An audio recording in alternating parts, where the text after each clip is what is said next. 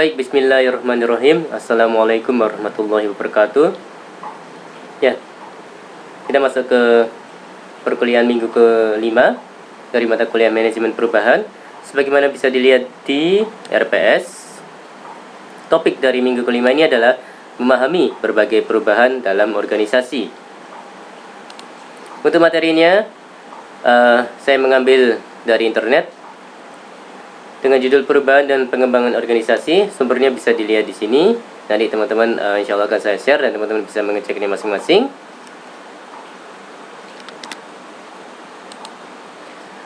Faktor perubahan, lingkungan yang bersifat dinamis, kompleks dan terkadang tidak dapat diprediksikan membuat organisasi harus melakukan perubahan secara berkelanjutan.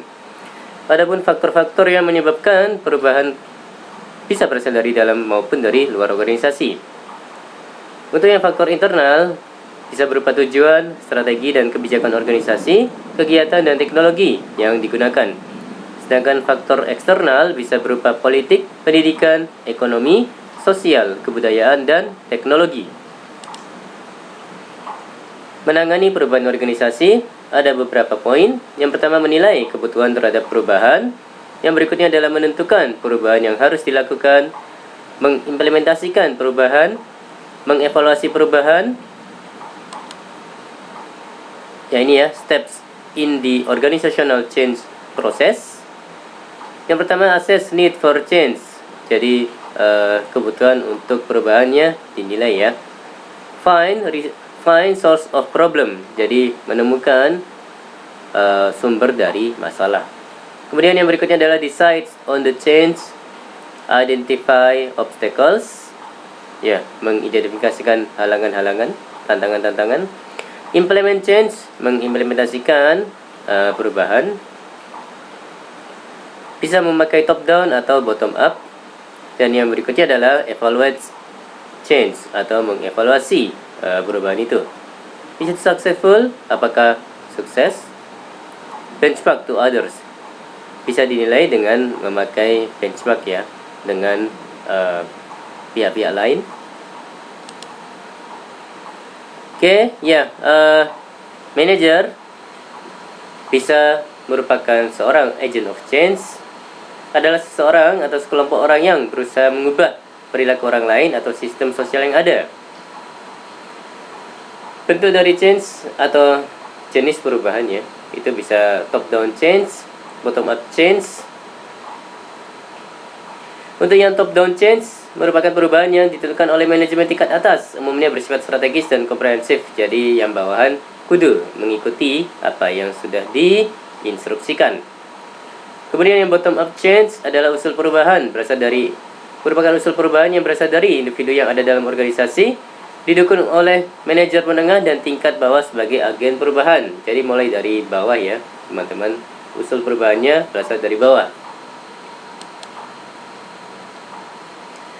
Oke, kalau jenis perubahan menurut slide ini adalah perubahan tidak terencana dan perubahan terencana. Ada unplanned change dan planned change. Untuk yang unplanned change merupakan perubahan bersifat spontan tanpa ada arahan dari agen perubahan.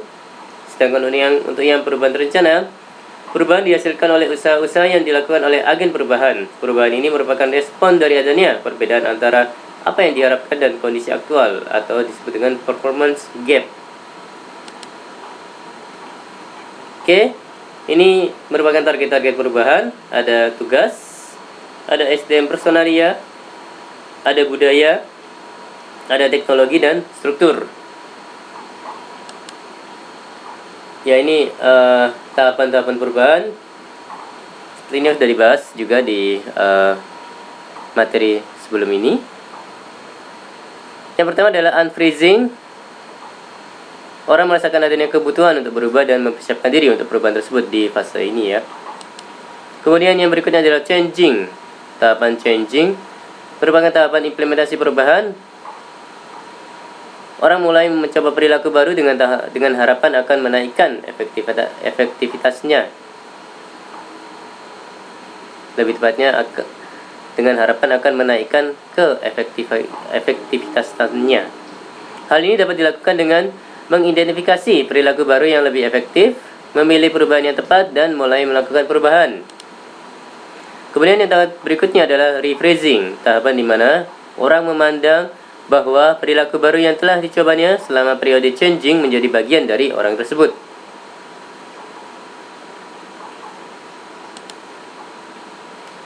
Dan ini masuk ke pembahasan strategi perubahan. Ada yang force coercion strategi. Di strategi ini, perubahan dilakukan melalui pemenang formal dan atau penggunaan reward dan punishment. Kemudian yang strategi berikutnya adalah rational persuasion strategy. Dalam strategi ini, perubahan dilakukan melalui pengetahuan, data empiris maupun argumen rasional.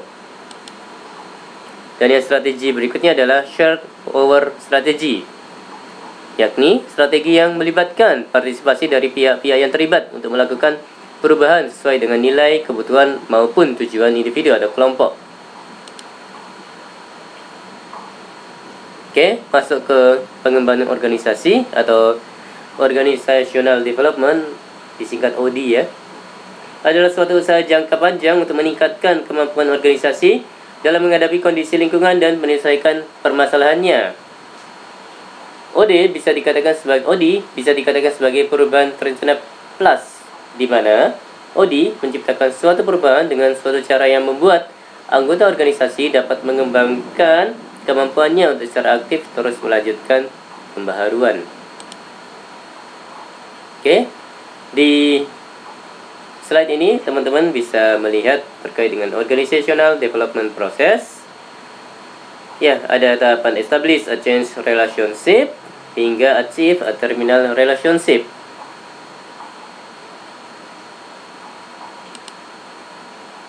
OD memiliki outcome goals, berfokus pada pencapaian tujuan yang lebih baik, maupun proses goals, di mana berfokus pada peningkatan cara orang-orang bekerja sama untuk mencapai tujuan.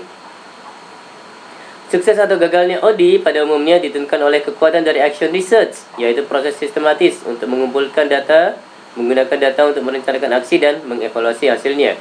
Jadi memang butuh itu ya teman-teman ya, butuh analisis yang tepat dalam hal melakukan organizational development. Masuk ke pembahasan intervensi OD. Intervensi OD adalah aktivitas terstruktur yang membantu pengembangan organisasi. Intervensi ini bisa diimplementasikan pada tingkat individu, kelompok, dan atau organisasi.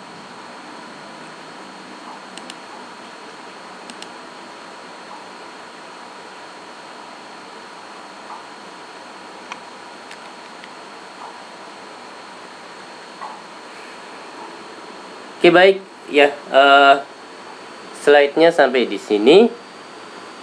Teman-teman mohon jangan lupa untuk memberikan komentar ya, minimal berupa itu ya, nama dan juga nomor induk mahasiswa teman-teman di bagian komentar, dan insya Allah akan saya menggunakannya sebagai dasar untuk melihat presensi atau kehadiran teman-teman. Demikian, jika ada pertanyaan ataupun masukan, silakan dipersilakan, bisa melalui komentar ataupun melalui media-media lainnya. Oke, terima kasih. Wassalamualaikum warahmatullahi wabarakatuh. Mohon maaf kalau ada kata-kata yang salah.